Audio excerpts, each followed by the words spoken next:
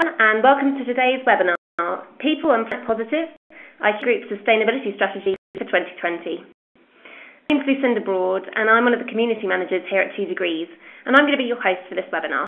I'm pleased to be joined today by Steve Howard, the Chief Sustainability Officer for the IKEA Group, who will be presenting. After today's presentations, there's going to be a Q&A session. And submit a question to me at any time during the session in the Q&A box, which you can find in the bottom right-hand corner of your screen. Just type a message and press send, and I'll then read that question at the end of the session after Steve's presentation. Now, just a few technical points before we get going. If you have any problems with the audio or the technology during today's webinar, just use the chat box on the right-hand side of your screen to send me a message. Just select send message to the host, and I'll get back to you as soon as I can. Okay, so I think that's all from me. I'm going to hand over to Steve now for the first part of today's session. Over to you, Steve. Thanks a lot, Lucinda. Thanks, everybody, for joining us. With the opportunity to actually try out what we're doing, get any input or feedback from people. So as Wizard, at a fairly high level, the presentation of what we've got is our sustainability strategy, which we rolled out internally in IKEA Group last June and actually released to the external world September, October. And I'm going to start just with words. Often I actually have to say that this is the first time I've ever put a photograph of myself in a PowerPoint presentation, hopefully last time. But it was to supplement the lack of video. But I thought it was worth briefly just introducing myself. So, IKEA Group just over 2 years ago. I ran a climate change NGO which I'd set up a few years before called the Climate Group before that. And I've worked in different settings in the environment consultancy RM. I was a partner there. I was in WWF before that. So, 15, 20 years professional experience on sustainability issues now. So I did get asked the questions of why I joined, why did you move from an NGO, especially one you founded yourself, into a corporate. And the answer distills down to the fact that on one level I was obviously same as probably many people on this call thought, how can business go in a way that's still highly commercial, but really delivers what's required in the 21st century. And I have many companies on that issue. I felt it was the opportunity for mainstream businesses to go further. But the other side, Mikkel Olsen, our CEO, I wasn't sure whether I wanted to join. I nearly didn't come to the meeting, to be honest. And Mikkel, if you're interested in being incrementally less bad, I'm the guy. If you're interested in transformational and good, I'm the right guy.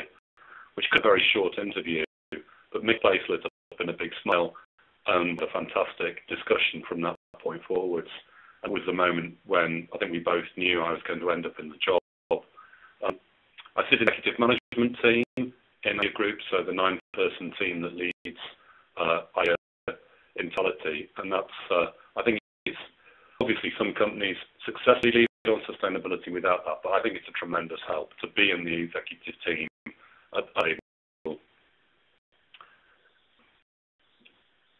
This is just how we framed it as an organisation, and lots of people have expertise on this course, so this is just how I find it useful and how we connect with it in if we reflect on the last 100 years, had extraordinary changes. So, actually my grandmother was born in 1901. She was the same age as the suffragettes in the bottom photograph here. And we've had a revolution which still continues but has made tremendous progress in terms of women's rights through that century. We saw the rise and fall of the Berlin Wall, we saw the end of apartheid, we saw civil rights really to the fore, and we've had a black American US president at his second inauguration with a gay Mexican poet. The world is inconceivably different. Most people a lot fairer than it was 100 years previously, and it's continued to change like that. And we now see many people with a job title like mine. I'm sure there's people on this call with similar job titles in organisations, in corporates around the world. Just wasn't on the cards 30 years ago, let alone 100 years ago. Again, for a framing, and this is how we framed it internally. So this gives you, hopefully, a view of, this isn't my presentation to you so much as my presentation or colleagues' presentation to our workers, our 140,000 co-workers around the world. I 4 numbers, 1, 3, 6, and 12. The 1.5 is 1 planet. Everybody probably knows the WWF and Global Footprint Network work on and the planets we need to sustain the level of resources we use today. And 1.5, a conservative, I think very conservative projection, unless we change radically, is that we 2.5 planets by mid-century. And clearly we've been in planetary deficit since 1980, more or less. Second is 3 billion consumers coming out of poverty, which is fantastic. 3 billion new people joining the global middle class, people above the poverty line, by more 2030 or a little thereafter. There's 2 billion today, so the biggest shift in people coming out of poverty we've seen in all human history, or may ever see again in time frame. And that's good as people suddenly have a better opportunity for themselves and their families. Obviously, it puts big pressure on the planet, though. 6 degrees warming, we're on track for 6 degrees. And again, this is this is the way I found it useful to frame it internally, to say it's really on our watch now that we need to tackle this. And just a reference to a number of cities. If 100 years there were 12 cities with 1 million people, there's 440 million today.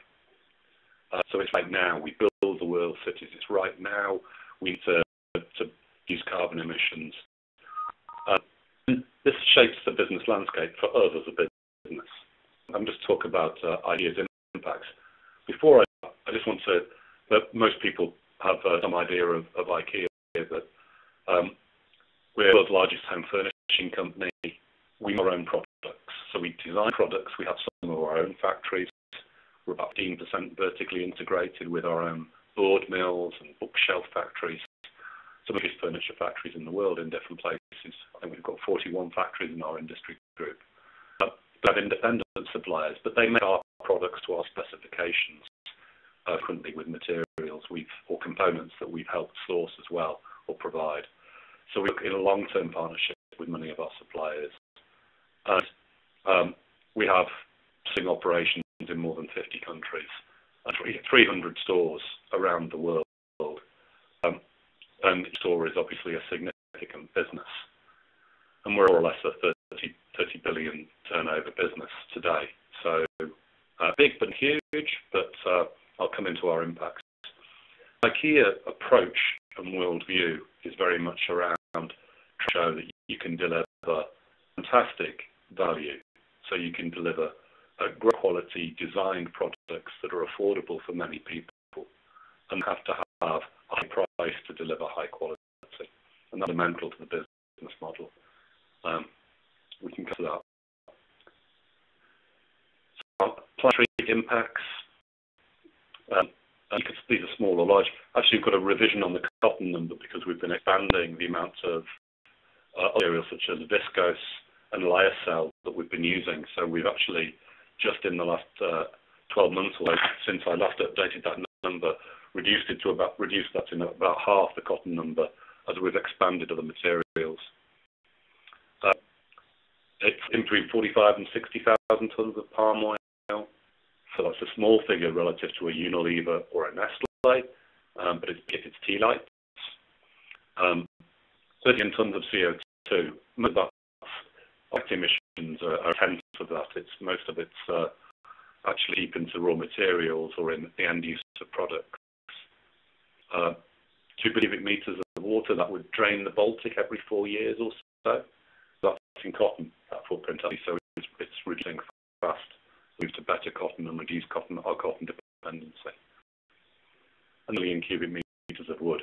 That just as a comparison, if you were flying in a jet for 10 hours, we had logging trucks underneath with our timber supplies. You fly for 10 hours over those logging trucks, bumper to bumper.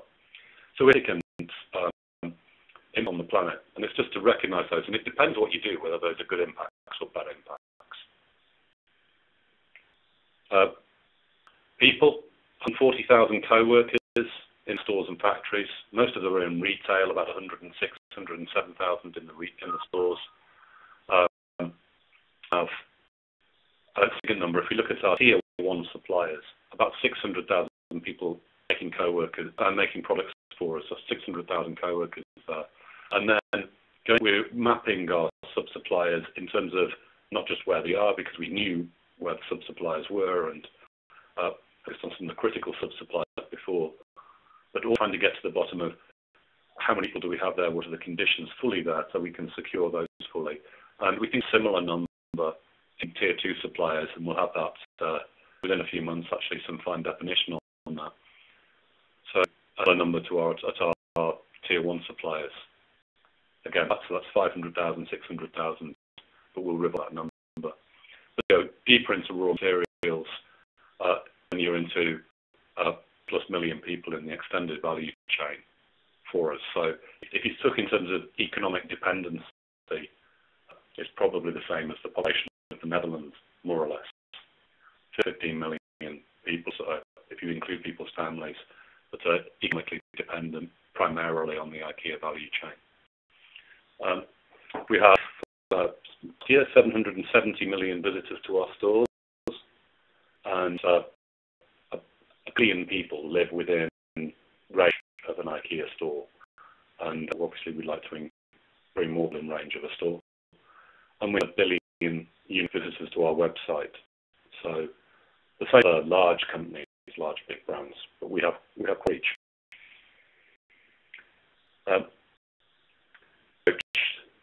View of sustainability.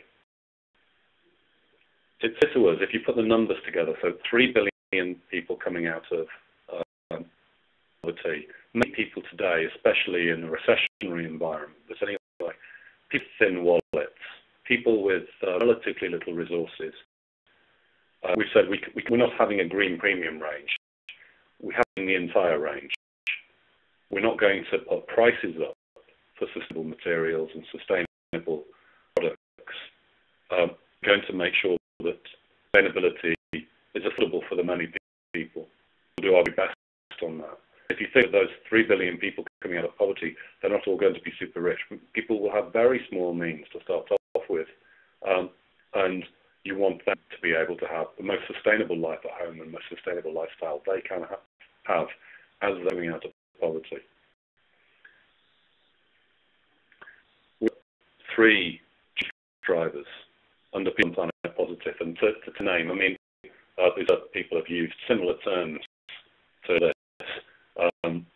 It's not rocket science to call a sustainability strategy after with people and planet in it, or the positive, but the positive, we really want to take a positive stance.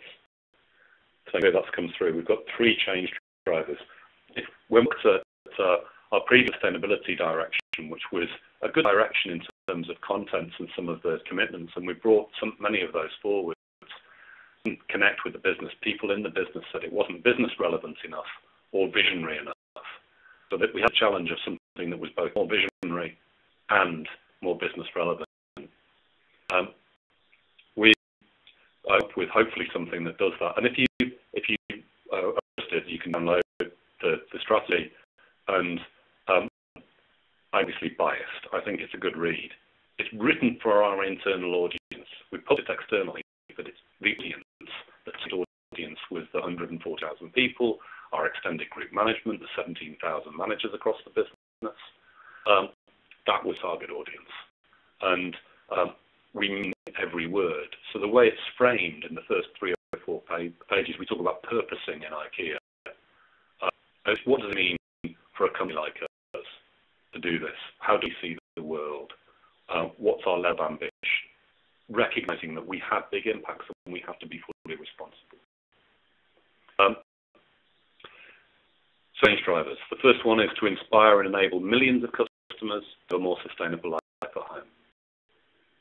So on that, we'll do that both through dry range development that we have, but also through communicating more to customers.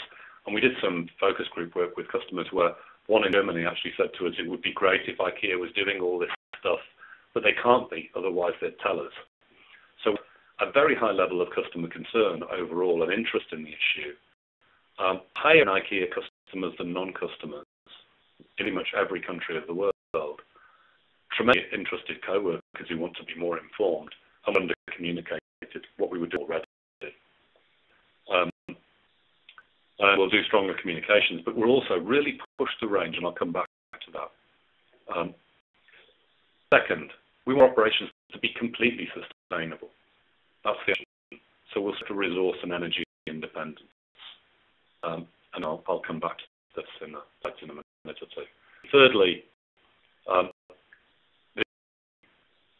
because there's 600,000 people in Tier 1 factories, a couple of million people in our extended value chain, we want to take the lead in creating a better life for people in communities that participate in our value chain. So three things. Everything is organised under those three things. So a more sustainable life at home. As a home furnishing company, we do everything for a home, but we can do a lot. So we've looked into where we have a particular connection with people. And with series of commitments, and we've already made some progress. So LEDs, and LEDs are fundamentally better prospect for the customer. It will last 20 years. You know about that. So 20 years your kids could go to grow up, come back, bring a partner, whatever, maybe even have kids of their own. You could claim light source, saving you energy for every day, and when they come back and visit you. Changed your cell phone 5, 6, 7, 8 times. You're still the same light, saving you energy. LEDs are the better prospect, but at the end price points, they were just too expensive for people. We knew that we couldn't have a limited part of our range as LED. We made the decision to go 100% for LED. We've effectively banned CLs and halogens. We're eliminating from that range. There will be none left by 2016, that financial year for us. And we'll actually, most of them gone well before then. And we're also investing in this. So we're investing with suppliers in the first actual industrialized setups where we've got automated production of LEDs to deliver very high quality LEDs, where we're investing with suppliers, with investments in other areas of lighting and going 100% into LEDs. Are leading in terms of setting price on LED. And that's when you go 100% behind something with the business in product development. So we see in some markets already we get significant non-consumers switching to LEDs. I think over the next years we'll sell enough LEDs over the next 12 months or so to power, it would see energy enough to power New York for 6 months. So we'll do our best on that. Induction Hobs. Once we've made the same decision as LEDs, the non-electric hobs, it's an inferior product. But frequently you see a price ladder of things in a store, anywhere, where the most efficient, desirable thing is the most expensive. So the people with the thinnest wallet actually end up buying the thing that costs them the most in long-term energy use. So we'll go 100% for induction hobs as well, eliminate all the other electric hobs. It's more twice as efficient and cooks 60% faster than the normal electric hob. 84% of the energy in an induction hob goes to cooking your food. It's about as efficient as you can get. So fantastic technology. Again, we're pushing prices down as fast as we possibly can. So we're not price innovation high, we're trying to price innovation low to get into customers' home. And we can already see in many markets that we're ahead of banning the other hobs already. The sales are in induction hobs. People are just choosing induction. Everybody's kind of good on white goods. So, we're as good as many others. We've got our A-rated appliances, A+ appliances. On average, our appliances are already about a third more efficient than they were in 2008, both in terms of energy and water. It's good. But how can we break through? So what we've said is we'll have the most efficient appliances in terms of energy and water at the lowest price. Now that's a development project with significant implications for the business, but we'll do that. The other thing we're looking at is how can we have desirable waste sorting? Why does waste sorting have to be ugly? And we can help people, and through projects we've run in people's homes. But usually we run this in Kalmar in southern Sweden, have big savings in terms of how food waste people have if they have better storage. So they've used food waste. Level of recycling if you have attractive and easy ways to recycle things. And also, just with simple things you can do on energy, 30% reduction in electricity bills. And when you put that together, and people like doing it, it's not about sacrifice, it's just about doing things in easier, more attractive ways. People really like it and buy into it. The families were great in the volunteer project that we ran with them. It's having a 5 to 10% pay rise for the average family, which is, if you think and look at Induction Hobs saving you time, or pressure cookers as well, old technology combined with new technology. One family's calculated they were saving 48 hours in terms of cooking through a year. So 10% pay rise, and you can also have 2 days extra a year. I think we want to sell sustainability to people. So we have targets for this to get a 4-fold increase in sales of products that help people live a more sustainable life at home. We said by 2020, that's going from about 1 billion today to about 4 billion euros in sales. We'll do more than that if we can, and into new areas as well, of where we can get into things such as home energy management. Excellent opportunities for us, but they're primarily driven by can we act in the best interest of the customer, or know people want to do this.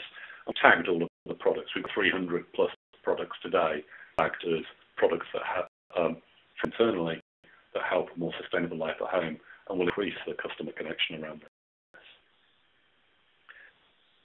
Or completely sustainable resource and energy independence. This is I think it's simplicity to it at the headline level. Anyway, we own our own stores and the land they're on, wherever possible. We own many of our own factories, etc. We're going to be using electricity in 20, 30 years' time. Some things are certain. A long-term business, we can invest directly into energy assets.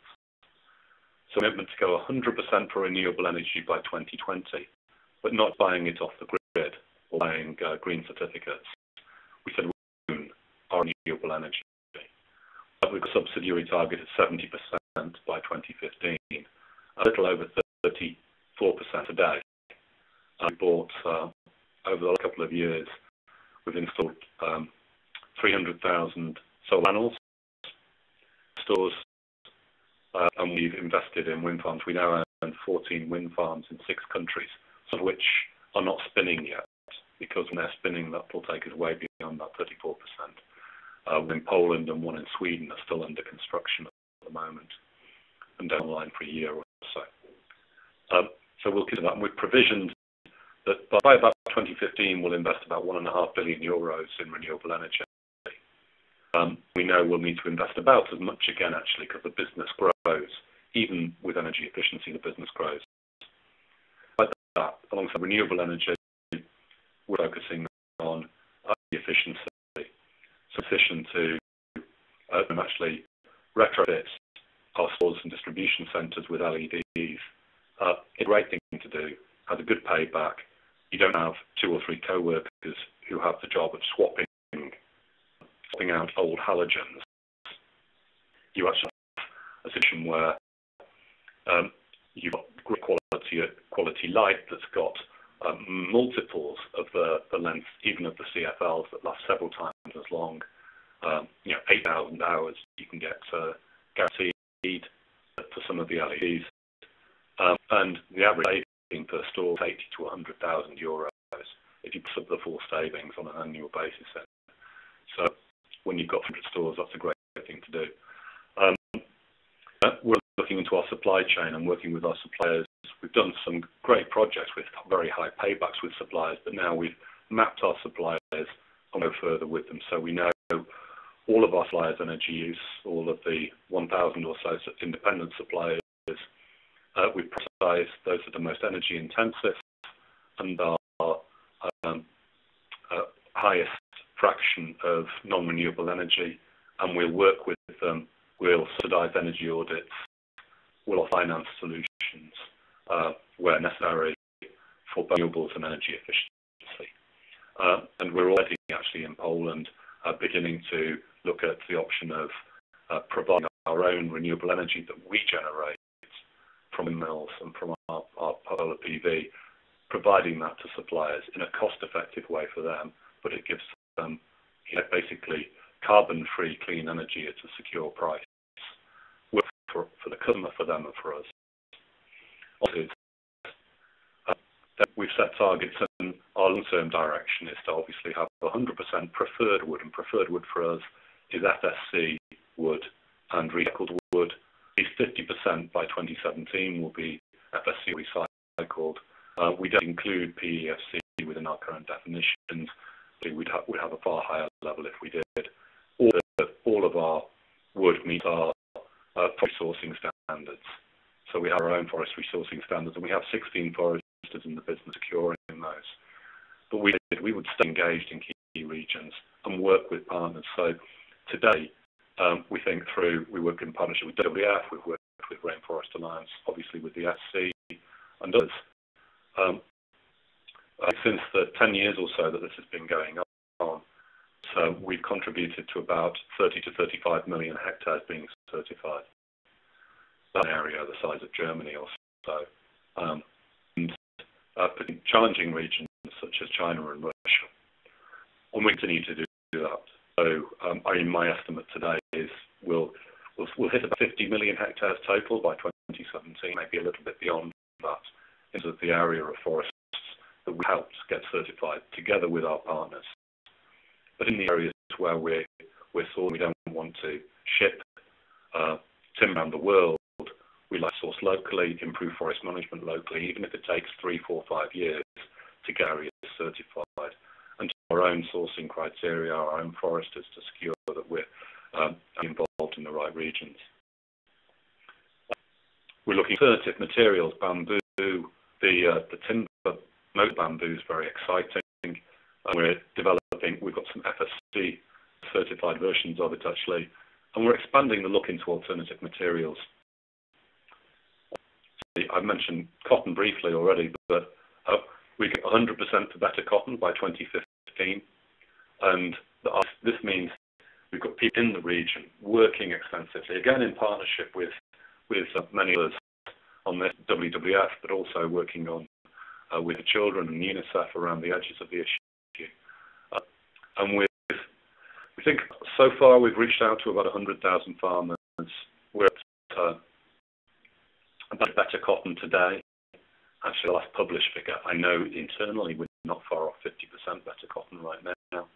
And the cotton we've got, we should hopefully get to 60% or so by the end of this year, calendar year, and we'll do 100% by 2015. And that's a stretch for us, but it's a good stretch. And pretty much halving water use, halving pesticide use, reducing fertilizers by a third, increasing yield, increasing farm income, and making sure kids are in the schools getting educated, a proper education, rather than picking cotton in the field, is transforming the entire sector. We don't think it's actually, we've got our certified cocoa and coffee. Maybe that seems like tokenism in a home furnishing shop. It's not, though. I think if you're in Europe, it's €1 for your 70% cocoa certified chocolate bar. So it's not only tasty, it's 70% cocoa, arguably good for combating heart disease, but it's also food certified and costs €1. So it's about the value proposition. And through food, what we've done is really to make sustainably sourced food if you'll excuse the use of the term, but certified food. So organic food, Boots certified food, MSC salmon, Aquaculture Stewardship Council salmon when it becomes available. We'll take it behind these.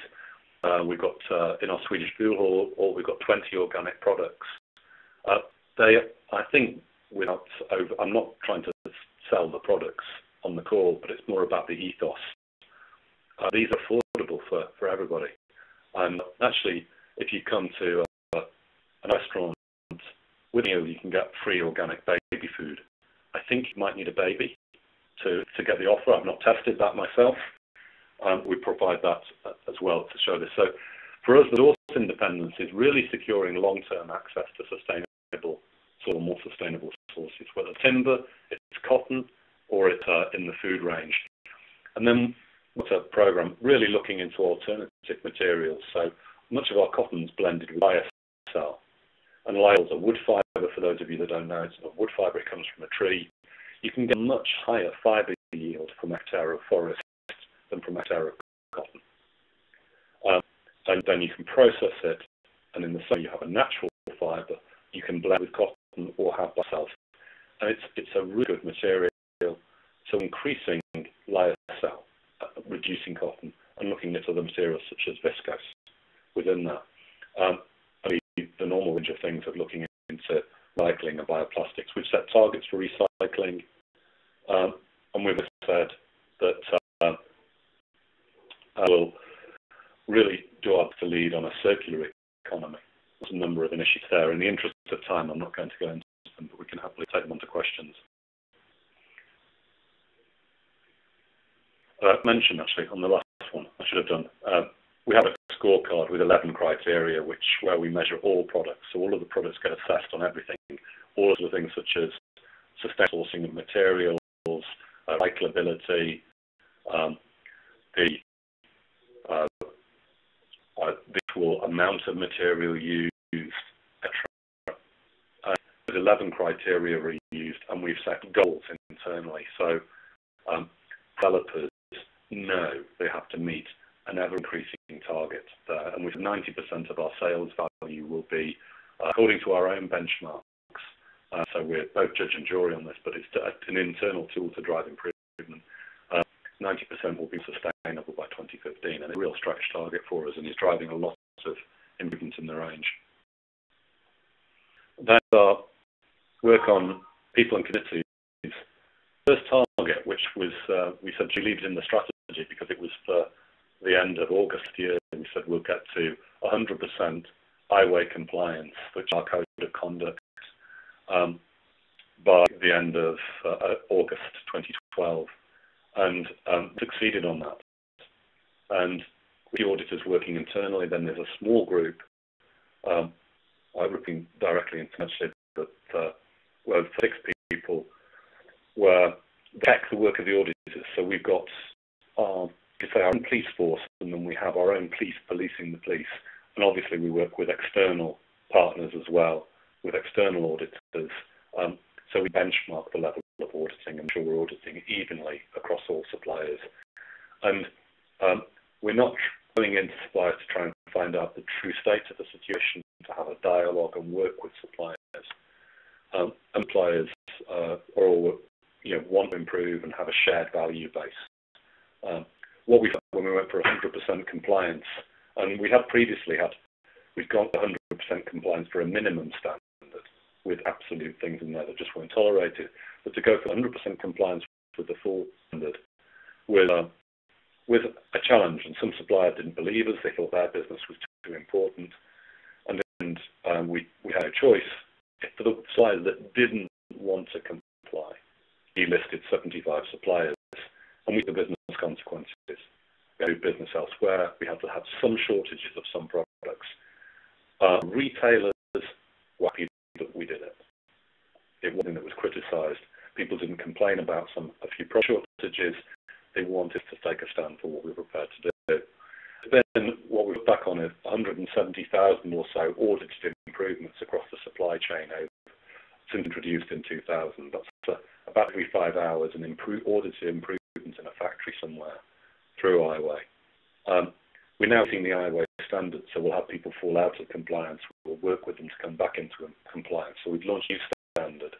And yes, we keep moving the goalposts. It's in dialogue with suppliers.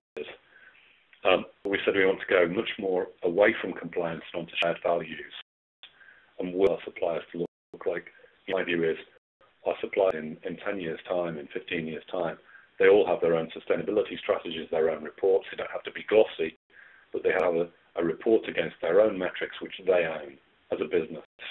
There should be some form of a verification of that. That's the direction across the manufacturing sector as far as we see it. We've worked to implement the Ruggie principles on human rights. We helped give input into the UNICEF and the Children and UN Global Compact developed children's rights principles. And if you're in an IKEA store, it's a very centered place. My son was with my wife in a store this week, pushing a trolley around at speed. And it's sort of, as long as you don't crash into anybody, it's kind of okay in IKEA to do that.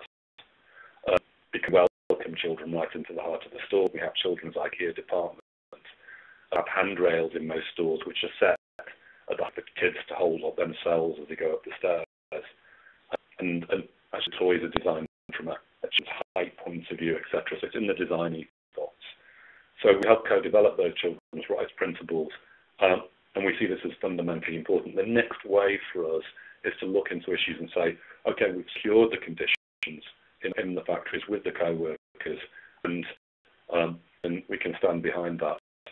But what step, if we're really going to lead the business in the best interest of the children in our supply chain, how do we do that?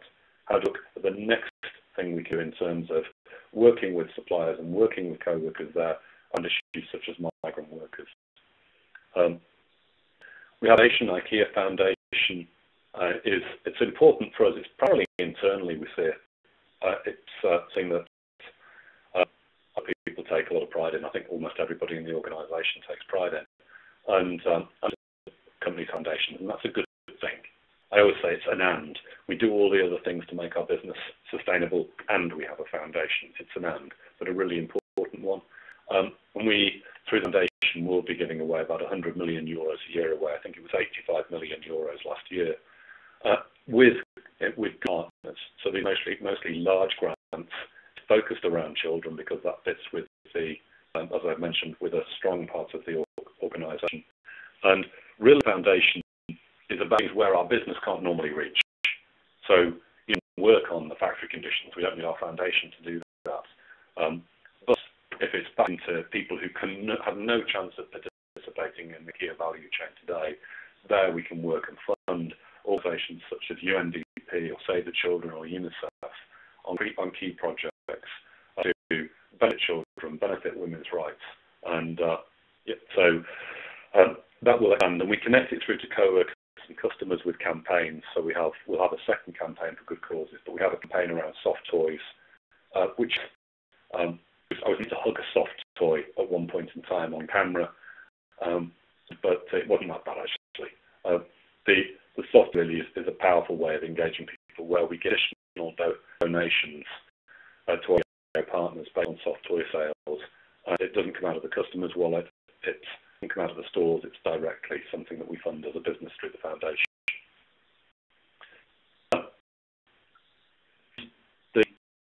Last, before we go to questions, I've got a question slide up. We're a complex business, so if we look at challenges for us, the executive team, I know, across management and across leadership, there's full buy-in for doing this, whether we're moving on human rights or it's investing in renewable energy. A passion for doing this. It just comes down to the day focus on implementation. How do we get it done effectively in a timely fashion? And how do we deal with complexity when it really touches upon almost everything you can think of? I can see a question coming in, so I'm going to scroll back up. Please excuse me. Thanks, Steve. Okay, we're getting a lot of questions coming in actually, so I hope we can get through as many as possible. Shall I just read those out as they come in? Yeah. Okay, so we've had a couple of questions come in from people who wanted to know a bit more about the way sustainability works in IKEA. So a bit more about the team and how many people are in your team, how it's organised across different countries, and how many people are specifically dedicated to energy management. Yeah, I'll start quickly. I mean, it's where we have people in the business, so as much as possible, sustainability people sit in parts of the business, whether that's in our supplying and creating business, our product development and supplying business, IKEA Sweden. We have lived there and a team there, or in retail, or elsewhere in the business. There's 140 people working on sustainability. From my point of view, it's much more important we have this led from logistics, from facilities management, from product development, from marketing. We need it across the business. The piece of sustainability or social and environment in their job title is 547. So our last count. So we store, pretty much we store people in the different offices, auditors, foresters, etc. And I have, you could say, with the blessing of colleagues and the collaborative colleagues, I have leaders of the organisation to work with, but I have a direct team reporting to me of about 20 people in grass sustainability. But it's much more about the total assets of the organisation. Once it's really integrated, so when it sits as a cornerstone, this is a cornerstone in our strategic plan, bring IKEA together, and we have 10 strategies that lead the business underneath that. So 4 cornerstones, our cornerstone, a growth, a cost cornerstone, and a sustainability cornerstone, and then 10 strategies. So that's how we guide and lead the business. I don't know the answer to how many people are working on energy, because there's different parts of it. There's a 4-person team, 5-person team working on renewables, first thing, then there's lots of people embedded across the business in facility management. Okay, thanks, Steve. So moving on, our first question is from Zoe, who says, did you have any trouble making the business case for the level of ambition internally? And what was the CFO's initial response? CFO's, I'll go take the second part. CFO, everybody's been great. I'm not saying that. And maybe this is something to be envious of. I don't know. The values-driven company. So the vision of the organisation is to help create a better everyday life for the many people. And genuinely, people are trying to lower the price of a sofa so that people could sit on a sofa for the first time as they move into an apartment in Warsaw or Shenzhen or wherever.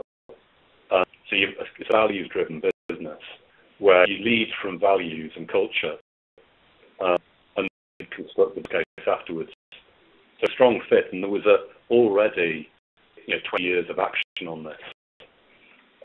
So the business case comes down, you have to make a good business case, and you have to know it yourself.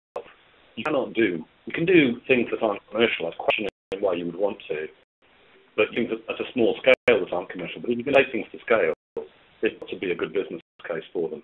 But that comes to the level of, okay, we're going to go 100% renewable.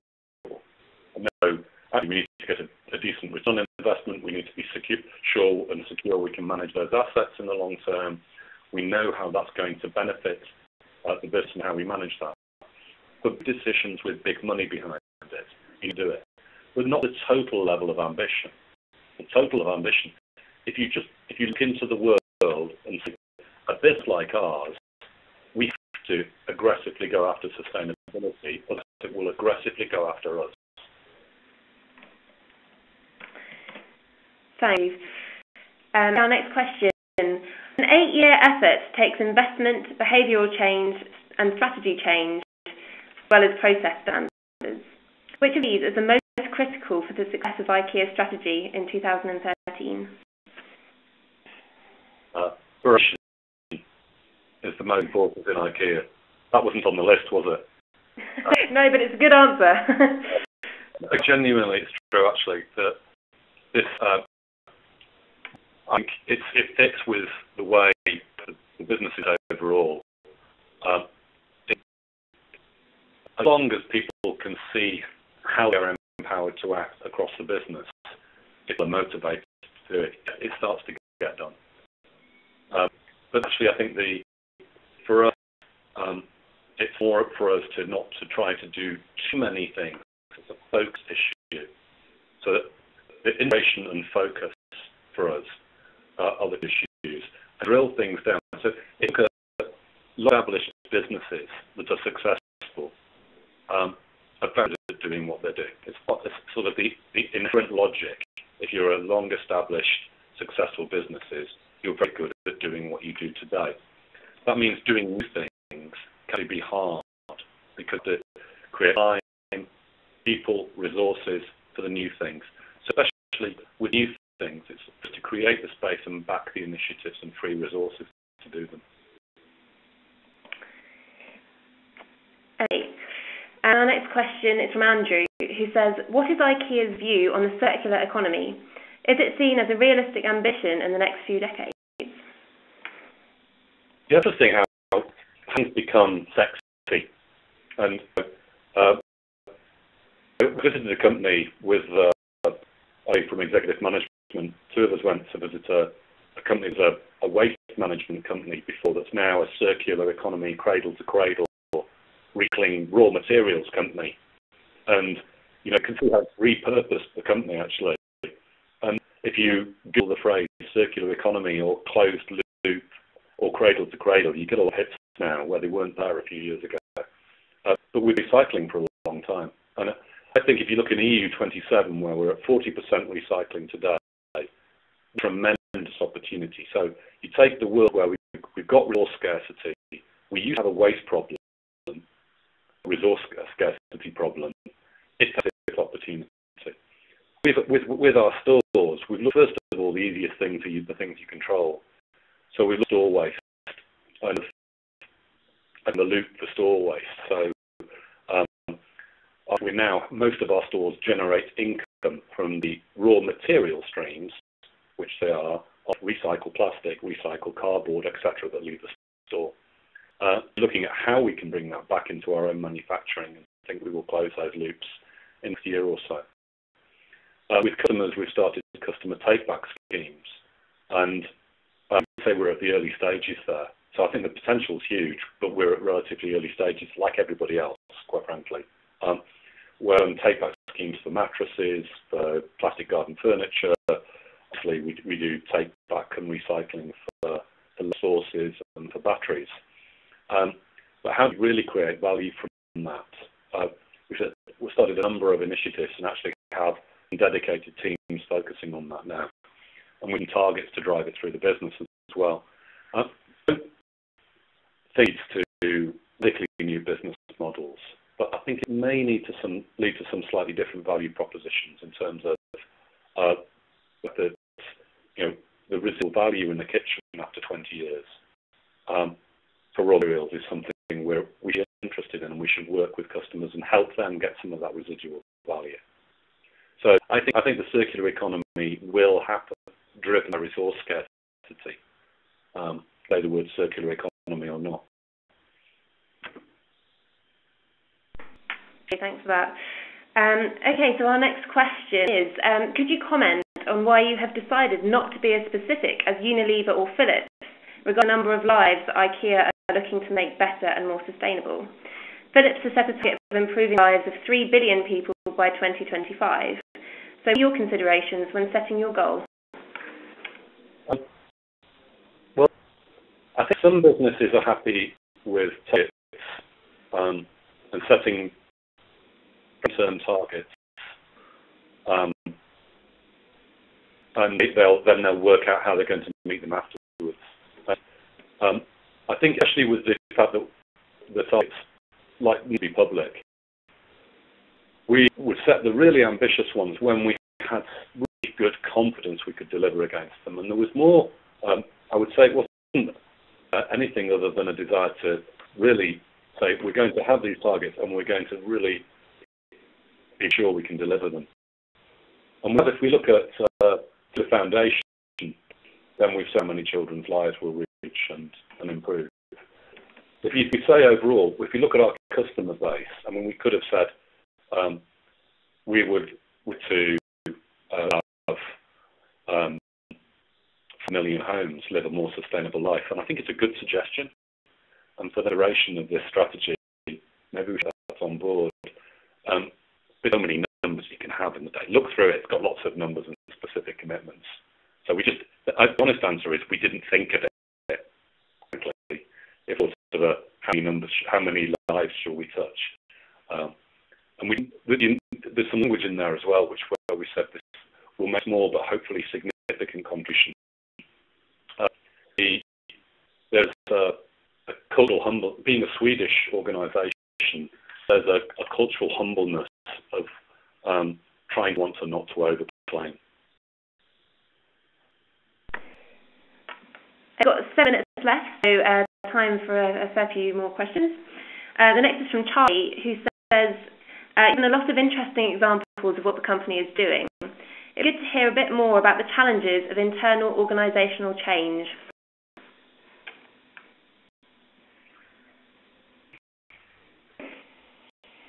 Good question. I don't think they're different from any other internal business management, really. I'll give an example. In a way, it's easier for us to invent a wind farm than to change elements of our range.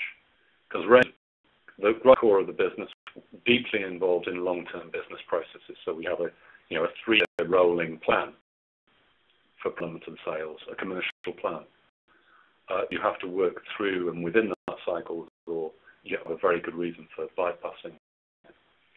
Some might be something easy when there's less decision makers involved, and they can run alongside the business. You can do them quickly. Part of the business, then you have to embed things in jobs and in business processes. That's just the reality of it. I don't see it as a particularly, especially difficult challenge. It's just the reality of what you have to do. And then the benefit is, once it is embedded and integrated, it highlights itself. And just a few months after, it's 7-8 months after the internal launch of the strategy, see how that this is being taken up across business, embedding and integrating itself, or that people are taking it and leading with it. So I'm really optimistic. That's how I see it. Great. The next question is from Jake, who says, following the LED retrofit, what is your next priority for reducing energy consumption at UK stores?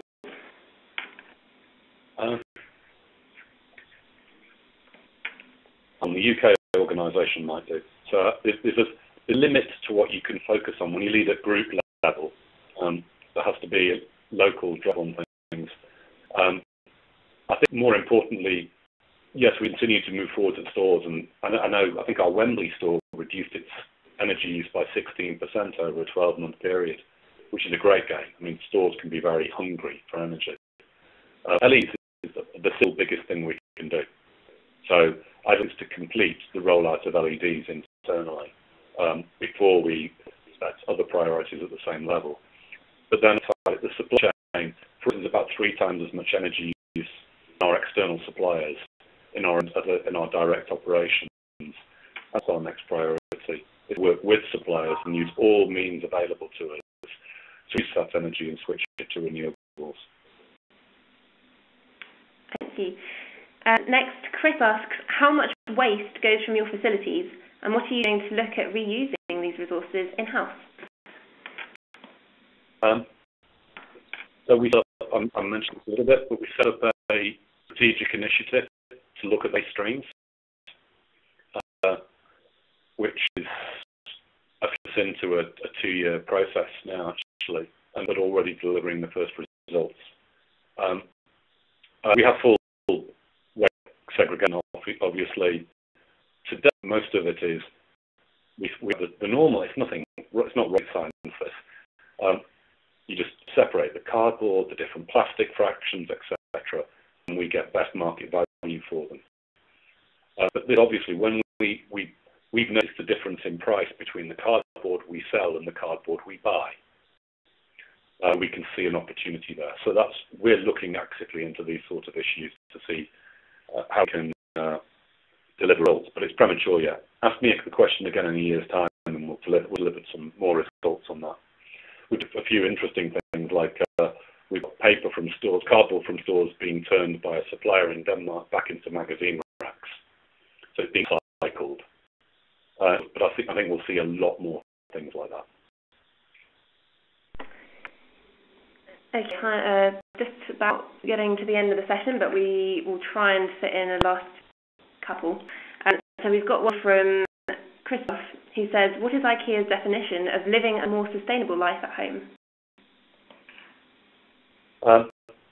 That's a good question. I think I've attempted one. But once you get to a more sustainable life at home, let's say you're living within the limits of the planet, and that's where we framed it, is we say we want to help create quality of life for as many people as possible, live in the limits of the planet. So you can say sort of 1.5 planets per household, and make steps, purposeful steps in that direction, and the opportunities are great. So there's 12 billion incandescent light bulbs still in the world, and each one wasting money and energy and CO2 every day. We could swap those out. So my simple definition is living within the limits of the planet for every household. If everybody lived like that, would be okay. So that's a more sustainable life at home. Okay, we've got a question about your water use here. So Stephanie asks, how hard is it to drive change in water prices at your textile suppliers, especially in Asia, and why do you choose an NGO as a partner? Yeah, we're looking through that at the moment, and I'd say we've gone further on energy than on water, but we've got where we've focused on water is listing that any plant over a certain size has the fully effective effluent treatment plant, the minimum. But then we're transforming this, and you're right, textiles is the biggie for us in terms of water footprint, whether that's through growing cotton or then in the manufacturing, particularly South Asia and China. There's a press release which hasn't gone out yet, which I would encourage you to look at when it does come out, which we've invested in some technology in this area, which is quite exciting. But I won't preempt the press release, if you'll excuse me on that. I'm really tempted to. Where we started, we've looked at some of our longer-term suppliers. They know about this as a cost, and we see potential water pricing coming. So they're concerned by it. And what we do there is work with them and frequently use supplier financing, or look at supplier financing as an option, where we can finance, if necessary, projects. And we picked some of our biggest longer-term suppliers, and there's some projects we've got in Bangladesh at the moment on that. That'll deliver some results, and actually I'm pretty hopeful of the new technology we're investing in as well. If we're going to be fully water positive, and again, we've set out that as an aspiration. We've not fully worked out how we're going to do it. We know we're going to need to do watershed level projects in communities, and we will need NGO partners there. But we're hoping phase at this point in time on that. Steve. Okay, well I think that brings us to the end of today's session. I'm sorry to everyone whose questions I wasn't able to ask. And what I'm going to do is I'm going to send those questions over to the IKEA team after this webinar and get back to you via email on those. So don't worry, they will be answered. Thank you so much for your questions. I've been overwhelmed by the number we've got in, actually. It's really great. So thank you for joining, and thanks particularly to Steve for his great presentation. I thought that was really, really interesting. I've been making a recording of this. Sorry, Steve, go. Sorry to mess up your recording. I just want to thank everybody for taking time, and I'd be more than happy to follow up with questions as well. Thanks, Steve. Yeah, as I said, I've been doing a recording of this, and I'm going to post that on the 2 Degrees website tomorrow, and I'll email you that probably tomorrow lunchtime-ish. So thanks again for joining, and I hope to see you on another 2 Degrees webinar soon. Thanks a lot, and have a good rest of the day. Bye-bye.